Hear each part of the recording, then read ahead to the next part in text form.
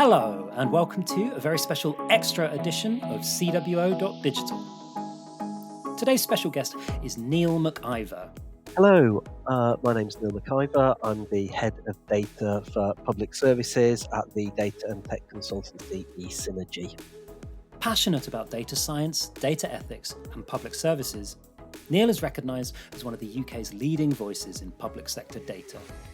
With a dedication to promoting rigorous processes and informed analysis, he's an asset to the industry and a person I can't wait to speak to on the show. And so Neil, welcome to CWO.digital. Hi Neil, thank you so much for joining us on the show. I'm really excited to talk to you about all of your experiences. It's very interesting to me. You spent 2 decades working as a civil servant before starting your current role. That's quite a unique background to have. So I was just wondering if that taught you anything particular about working with data that you think is unique. Yes, so 23 years as a civil servant, going through the grades, ending up as a director and a chief data officer in 2 major government departments. And I think one of the main things it's taught me through that career is that the civil service and the public sector are no different from any other sectors, financial sectors, insurance companies, retail sector. Everybody has the same challenges with data, and most of us have some of the same blockers and friction points. And despite sectors having different focuses and a different view of what value they can get out of data, a lot of the basics are pretty much the same, irrespective of those sectors, Todd. I can really see why that is. So would you like to maybe talk a little bit more about those basics and what you've learned? Yeah, so when I started out 20 odd years ago, most of the focus in civil service around data was turning data into insight to evaluate policies, which is really important. But there was less of a focus on what I call the science of how data flows through systems. So, how you acquire data, how you structure and model it, how you look after it, how you invest in the infrastructure that's needed to create seamless, where possible, real time or near real time end to end data pipelines.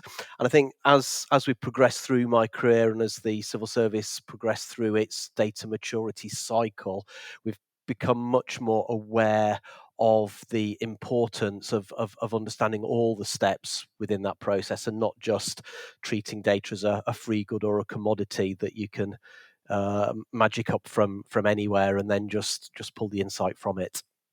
What do you think we ought to be doing to help make sure that people do understand how important that sort of flow of data science is?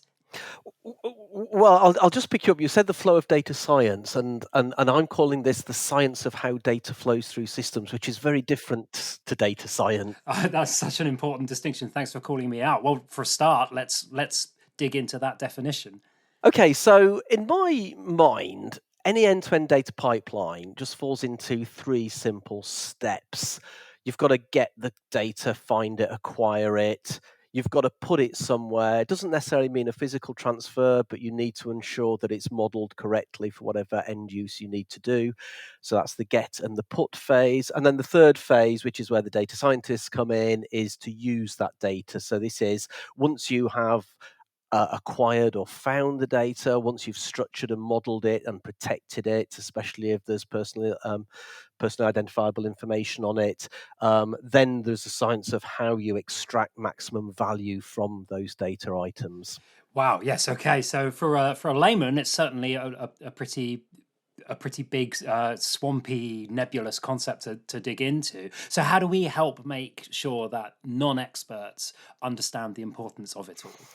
So I like to talk in analogies actually, because I think if you talk into sort of data or techie language, you turn people off. And think about it in terms of the end result. You just want a perfect espresso or a perfect flat white, and in order to do that, you purchase a coffee machine to do it. Now, a coffee machine turns the electricity and the coffee beans into that perfect cup of coffee. So that's extracting the maximum value of the data, which is your energy, your electricity, your coffee beans. But what you don't often do is you often take that electricity for granted. You assume that once you plug the machine into the wall socket, the electricity flows. So my biggest plea to people is to start thinking about how the data flows through those systems into a place where you could just plug into it and generate the insight. Yeah, I love that coffee analogy. And so from there, how do we get the right training in place? So in my mind, there's huge amounts of training in how to generate insight from data. But I think what we need to do is not just across the civil service, but more generally, we need to start thinking about the basics of data flows. There are certain concepts around the value chain of data. So especially if you're moving data across organizational boundaries or even within organizational boundaries, really understanding the burden that may sit with the suppliers who don't actually see the added value from the data, and all the value sits with the end user. How do we create a better understanding across all the constituent parts of an organisation about the benefits of the whole system, bringing people together and having conversations around how this works in practice, using examples of where it's worked really well, but also I think we can generate a lot of understanding from identifying areas where things haven't worked so well and what were the root causes of those challenges. Absolutely. I mean, people certainly do learn by example. I know that I do. Can you cite any of those examples of either, big successes or some failures? I'll cite one of each if that's all right. I'll be very cautious with the failure because obviously I don't want to point at any particular organisation or any particular people within those organisations. But one very important policy and operational process that I was involved in. Um, in normal times, it was absolutely fine. People were identifying the insight they needed on a monthly basis, but there was a huge amount of manual processes involved in that, and lots of disparate Excel spreadsheets. There are other spreadsheets available, obviously, and then a crisis hit, and ministers needed to know within day what was happening within that infrastructure, that ecosystem. And it wasn't the data that was the problem. We managed to build a real-time dashboard within a matter of days, but the flow of data into that dashboard didn't meet the need. And the main reason for that was the business processes around how the data was acquired, and when it was entered into systems, and what systems it was entered into, and then how it was collated, overlaid with a hugely manual process, which basically, worked fine when everything was going smoothly, but when you became crisis mode and you needed to switch that key into urgent flows of information to make real-time decisions, it broke. And there was a huge amount of learning there, mainly around the fact that you need to look at operational systems thinking. I mean, most data flows is about systems thinking. You need to understand the business processes, where data enters into systems, and then how you can utilize it. And I thought that was one of the best learning examples of identifying the whole root cause of challenges within a data process. Now, going on to a really successful one, which I will call out because I think the team who were involved in it really do need a huge amount of plaudits for what they did. But during COVID, it was really important that we knew how many children, how many staff and teachers were in school. And the reason for that is when the Scientific Advisory Group for Emergencies were doing modelling on COVID spread, they were using pre-published statistics and making big assumptions about when schools closed, except for vulnerable children and those for critical key workers. They made these massive assumptions. And obviously, in a time of crisis, you need to triangulate assumptions with actually what's happening on the ground in near real time to make sure that you're not making false assumptions on something as important as the flow of coronavirus through young populations. So the team built very, very quickly a system where they fully automated the end-to-end ingestion of school attendance registers from nearly all of the 24,000 schools in England, enabling myself as a chief data officer to talk to the Secretary of State at 4:30 every day and say how many children were in school in England that day, and that information fed through to the massive experts in Sage to do the macro modelling. Wow, that's absolutely incredible. I mean, I can hardly think of a more beneficial, practical use for that sort of process. That's going to benefit everybody. That's so amazing. Do you think that with these sorts of stories, general attitudes towards the idea of big data have changed at all in recent years? I think so. I think most people now have clocked onto the fact that all organisations run on data, even if it's internal data, on understanding how your process is working, how many staff you've got, through to external data about operational processes, or even in terms of government, whether policies are actually having the impact that they were expected to have or not.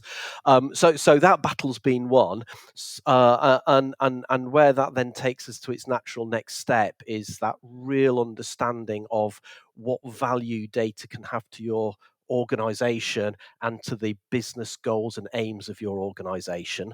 Where we then need to make that step further is to really understand how, as an organization, you're going to harness what is basically the lifeblood of your organization in a hugely efficient and appropriate way, and ensure that all those data flows and those data products that are built are closely aligned to the business objectives and the business strategy of the organization. This feels like a good opportunity, maybe, for us to switch to talking about your specific role within eSynergy. Do any recent stories stick in your mind that demonstrate ways you've helped unlock value across either the public or private sector? There are a huge amount of examples of doing that. I think the one that I would touch on here is a product that we helped the Crown Prosecution Service with around witness expenses. So prosecution witnesses obviously are victims of crime, and go through a very, quite often, quite a traumatic process. And the original business process in place to enable those prosecution witnesses to claim their expenses was quite burdensome and quite clunky. So we worked with the Crown Prosecution Service to actually create a much less friction process to enable people who have gone through quite often quite traumatic times, to enable them to recoup their expenses, and the value of that one of the outputs of that one is that if you make it really hard for people to be a prosecution witness, people will naturally not step forward when they really ought to. And so by removing friction points within processes, it enables people to concentrate on what's of most importance to them, and not just the administrative burdens that associate their activities. I mean, I can clearly see the value in that. That sounds wonderful. A lot of our listeners are interested in AI now, particularly, as most people seem to be. So I would be remiss if we did not touch upon it here. With the proliferation of AI throughout the industry, it does seem like a bit of a crunch point for the ethical side of things, especially regarding data. Um, with your unique expertise, is there anything that you think our listeners need to know about the intersection with data and AI? So, to start off, it's really interesting that we've gone so far in a conversation around data only to touch on AI now, because most people talk about it right at the beginning, because there is this massive hype cycle around generative AI at the moment. But I think the main message I would like to get across to listeners is that AI is nothing without data is just another way of utilizing the value of data to make things better. And it's here to stay. Let's not kid ourselves that it's just a flash in the pan. AI is sort of in everything we do at the moment. Again, going back to my analogies, and I have to credit a friend of mine who's Chief Data Officer at AstraZeneca here, because it was her analogy that made this. But if you think of AI, especially generative AI, as a gourmet meal, if you've only got lentils and a stock cube in your pantry, even if you bring in a Michelin-starred chef, you will only ever make a mediocre soup. And it's the same with AI. You can bring in the best AI experts in the world, but if your pantry, your data pantry, doesn't have the ingredients you need of the right quantity, of the right quality, and the right latency, so in terms of ingredients, within the best before date, you will never be able to harness the value that we need in AI products. What a great analogy. Yes, we need to absolutely work on our data soup, get all the ingredients in place. With that in mind, do you foresee any major differences in the way you work, say 10 years from now? Yeah, absolutely. So, I mean, AI is energy hungry as well. I heard a quote. I'm not sure how true it is, but I did hear a quote that if you were looking up the opening time of your local pharmacy on a generic search engine, and did exactly the same through one of the many AI tools that are around at the moment, that you'd be using about 30% more energy. What this means is that we are creating more data centers to be able to generate the information that we need to move forward on this. So I often say that let's use the right tools for the right jobs. Let's not use really energy intensive large language models, generative AI solutions when we don't need to. And let's save those processes for the things where AI will generally make a massive difference. And then that brings me on to the ethics side of things, and the risks. And obviously, a lot of people are quite nervous about, Terminator robots taking over the world and all of that sort of thing. And I think it's really, really important that people, when they are building or utilizing or commissioning organizations to build AI tools for them, really sit down and think hard about both the benefits but also the potential risks involved in doing this. What happens if we build something that's really, really beneficial for humankind, but in the wrong hands could have very negative consequences as well. And let's put the right safeguards and guardrails around it, because as I said, it's here to stay. We are going to be progressing exponentially through the next digital revolution, which is the AI revolution. It's almost like the big monolithic step change in evolution that you see in that wonderful film 2001: A Space Odyssey. In the same way that the internet made an evolutionary change a couple of decades ago, this is where I see that we're heading with AI at the moment. So let's make sure that we don't create a wild west for it, that we create the right guardrails and have the right conversations. I think it's always good to have that little conscious alternative ego sitting on your shoulder, just checking, is this right? I know we can do it, but should we be doing it in this way? And I think most of the time we'll find out that we should be, but as long as we have those conversations, it keeps us on the right side of our moral compass. Wise words indeed. Yeah, it's so important to make sure that you're not simply doing something because you are able to, but with a real goal in mind, and then that goal aligns to your values, your purpose, and ultimately helping you do what you do while helping other people too. That's the dream, right? I think so. And then this sort of circles back to what I was saying earlier about value. If we can always stop and think about the value of what we are doing, what is the benefit of what we are doing, and we can articulate that, then I think that really, really helps with the conversations and the arguments that we might need to have going forward. Now, as we shift from maybe talking about the future to back at the present, here's one of my favorite questions. Is there anything happening right now that's sort of a fringe case, an edge case story that your average person in this space might not have heard about yet, that you're very excited about? What's the thing that only those really, really in the know even know about yet? So there's a couple of areas here, and one of them, which I'm only skirting around my knowledge base on, is quantum data. So in the world of quantum computing, where you can utilize lots of different scenarios in the blink of an eye, so that you can actually generate better predictive analytics going on the back of it, and then that also leads us into the world of augmented reality. I think is what I see will be coming next. So again, I love Star Trek. I'm a bit of a Trekkie myself, and if you think about the next generation Star Trek, where you've got one of the engineers has got a vision aid, what that enables you to do is augment data and information on top of real sight. So can you imagine the tourist industry walking around one of our wonderful historic cities, where you look at the architecture and then superimposed in that is all the metadata around when it was built and some interesting facts about it, as if you'd do with an audio guide in a traditional museum.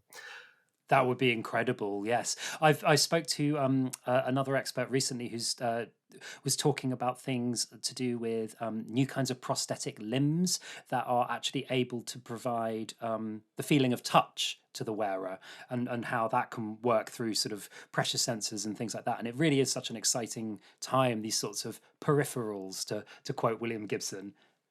Absolutely. I think, going back to the sort of next step in the evolutionary phase. I think the amount of technologies and the speed that technologies are advancing at the moment is just going to open up new horizons for us, that we'd never even dreamed of. And I can't wait.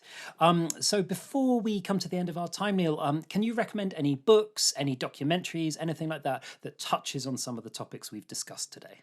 There is a series of three books by the authors Caroline Carruthers and Peter Jackson, which I value hugely. The first one is called The Chief Data Officer's Playbook, and that's basically where a lot of chief data officers in the country and wider afield sort of learn their trade craft. The middle book is called Data Driven Around Business Transformations, and that's about how to disrupt, innovate, and stay ahead of competition within the business world.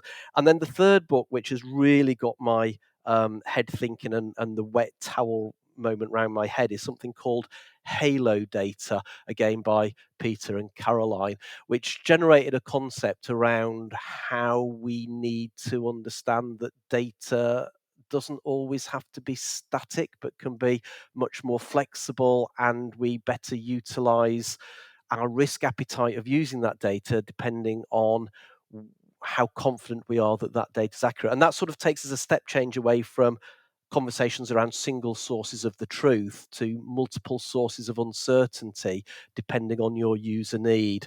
And that sort of gets in the world of what I've been calling Schrodinger's data, where data both exists and doesn't exist in the same space time continuum. You're absolutely blowing my mind. Schrodinger's data. So the concept behind this is that you can assume quite a lot, especially marketing purposes. You can assume quite a lot by knowing just a few little things, but you might be wrong about it. And so if you can identify your confidence that the assumed data is accurate or not, the end user can choose whether to use those assumed data points or not, depending on the risk of getting it wrong. So in marketing, the risk of getting it wrong is very low. So you want to gather in a lot of information, even if you have low confidence about it. Whether in some other areas of business, the risk of getting something wrong is very, very high. Therefore, you need to be much more constricted on the data sources and the quality of the data you use. And so, in those terms, the data you might use in a marketing sense, which sits on the same database as someone else chooses not to use it, exists for the marketing teams, but it doesn't exist for the high risk end users. So, it both exists and doesn't exist at the same time. Wow, What a mind bender. Thank you very much, Neil. So if you could leave our listeners with one final word of advice, what would you like to say to them? I think the most important thing for me is don't just fixate on creating insight from the data, but really understand the end-to-end flow of those data. Because if you don't if you don't make the right assumptions and put in place the right business processes throughout a delivery cycle, you will end up potentially building cottage industries that won't sustain you into the future and into the long term. Very, very sound advice, and I hope all of our listeners take you up on that. Thank you so much, Neil, for joining me today. It's been great. It's been a pleasure. Thank you for having me. I'd like to thank Neil McIvor for joining us on the show today, and thanks to you for listening. As always, do make sure you subscribe to the podcast wherever you get your feed so that you don't miss out on the next episode when it comes. Until then, thanks again,